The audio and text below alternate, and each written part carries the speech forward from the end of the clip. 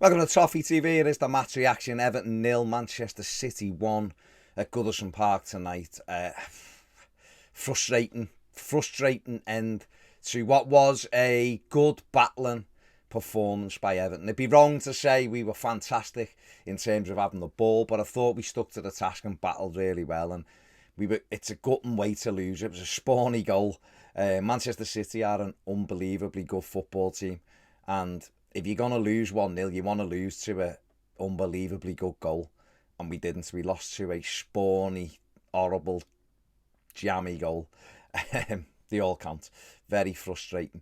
The manager, Dominic Calvert-Lewin, was the only change, really, in the Everton side today. He's apparently out with a groin injury, which meant Alex Iwobi kept his place. But Abdoulaye Doucouré came in. Sorry, 2 changes, wasn't it? Abdoulaye Doucouré came in for Andre Gomes into a 3-man midfield, and Richarlison moved back up front. And it was a game that, if you're gonna get anything off City, you've got to be perfect. You've got to work so hard, because they do, and you've got to have a little bit of good fortune as well, and then take your opportunities when they come your way. And Everton battled really well, and you know what? In the first half, I had a couple of opportunities ourselves. We had John Joe Kenny smashed a shot into the side netting with his left foot after a good move. Richarlison had an opportunity that broke to him that he probably should have scored with. Hit it straight at Ederson. We had Anthony Gordon's free kick that he bent into the side netting. So there was some opportunities there. We battled and worked and pressed and had to get back in and make tackles, because if you don't do that, City just cut you apart. We know that they are the best team in the land, a fantastic side. But Everton really stuck together and stuck to the task, and it's disappointing, really disappointing, not to have got the goal when we were in that game. You come off at half-time at 0-0. They didn't do much in the first half. They had all the ball, and you could see what they were trying. And the good thing about City, really, is that they just keep doing what they're doing. They're so brilliantly drilled. The manager's got them. They know everything they're doing. And they just keep recycling the ball and doing it again and doing it again. And they keep trying the same moves, and invariably it normally comes off and works well. But we got to half-time at 0-0. Jordan Pickford had been relatively untroubled. He'd made a couple of saves he should have made. They had a couple of weak efforts on target, which he caught. But, in general, Everton fought really well. Van der Beek, Allen and Doucouré, I thought, were excellent in the midfield. The ball didn't really stick with Richarlison. He's always a threat running in behind, but his hold-up play today wasn't great. Gordon was really good. Iwobi worked hard, but had no real impact with the ball. And, we needed to get... James Coleman, I thought, done well. Certainly in the first half, I thought he had a good game. I thought he had a good game overall, to be honest. It's just not as energetic as what we're used to and what we need, probably, but he did quite well. John Joe Kenny didn't really get forward and support as well as he could. But, second half happened, and again, we stuck to our task, really. City got, more and more on the ball. Our attacks were sporadic, and the only issue you've got is that you've got to concentrate so much against them. You have to match them for work rate. And Everton did start to get further and further back. We lost. Jordan Pickford made 2 fabulous saves within seconds of each other after a brilliant move by them. And Donny van der Beek put a brilliant tackle in, but injured himself or got cramp or whatever, and we lost him. And there was probably 20 minutes to go at 0-0. Delhi came on, but done okay, worked hard as well. And you get into that stage, Anthony Gordon went off and Damari Gray come in. That is a change that I wouldn't have made. Personally, if I was Frank Lampard, I'd have taken Iwobi off, who dropped right out the game at that stage. I'd have had Gray on one side and Gordon on the other, just so you did carry that threat. But he opted to take Gordon off and left Iwobi on, and on came Damari Gray. And then City got the goal. They got the breakthrough. It was a spawny goal. Double deflection, seemed to wrong foot Michael Keane, and Phil Foden's put it in. And it, like I said before, if they score a Manchester City goal that we all seen millions of times, you hold your hand up and go, what a team.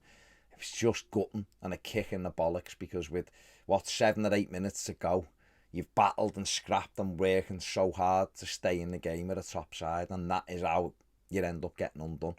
And then the ball goes in. I thought the crowd were brilliant. really, I thought the crowd were fantastic and really stuck with the team. And when a goal went in, started singing and stayed with them. And we then had the most ridiculous VAR decision and decision by the referee that Everton have been heavily undone by VAR this season. I seen something last week about if clubs had had the right decisions through VAR, and Everton are up in about 9th, really, I think, with the decisions that have gone against them. They would have been up in 9th place. And this was another one. You know, after the Romeo penalty last week, which wasn't given, which was a stonewall penalty, Liverpool got the same pen the other night against Leeds. It was a stonewall penalty. We didn't get it. Today, we've had an even bigger stonewall penalty. It's quite incredible. Quite incredible that it wasn't given against against Rodrigo. And it's unbelievable. The referee can miss something. No problem with that. But that's what VAR's there for. And how they've took 2 minutes to come up with, because they're looking for excuses. You know within 10 seconds if it's a penalty or not. And they've took 2 minutes. And to me, that's coming up with excuses. And I'm made up. I've just heard Frank Lampard press conference and talking about it. And he's absolutely made them look like knobheads, the FA and referees. And they deserve it. They're abysmal. Paul Tierney all night was pathetic.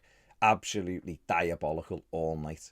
And that was just scandalous. It's a scandalous decision. And Chris Kavanagh was on the VAR, another knobhead, the same fella that disallowed Dominic Calvert-Lewin's winning against United and then sent Ancelotti off, and he's done the Richarlison pen earlier in the season. He's consistently done it to Everton. But this is a real tough one because obviously we are in dire need of the points, and it could be huge. It could be huge in the title race. I think Jurgen Klopp will probably have something to say about it as well. So it was a shocking decision. We didn't get it, and unfortunately we've lost the game. And City, you know, like I've said many times, they're a fantastic side, but they've got lucky tonight with the goal and the penalty. Listen, we might have scored the pen. They might have gone on and won it anyway. Ederson might have saved the pen, but all you'd ask for is rules, the same rules for every club, and you don't get it in the Premier League, and it's disappointing. But the positive I'll take out of it was Everton battled and put a performance in. If we do that, we'll be all right this season, no problem. And then we can press the reset button in the summer and go from there. But yeah, it's a kick in the bollocks, and you've got to deal with it. That's footy.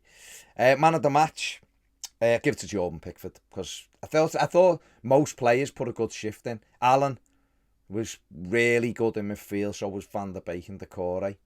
But Jordan Pickford made some really key saves in the second half and didn't really put a foot wrong, didn't deserve to be on the losing side.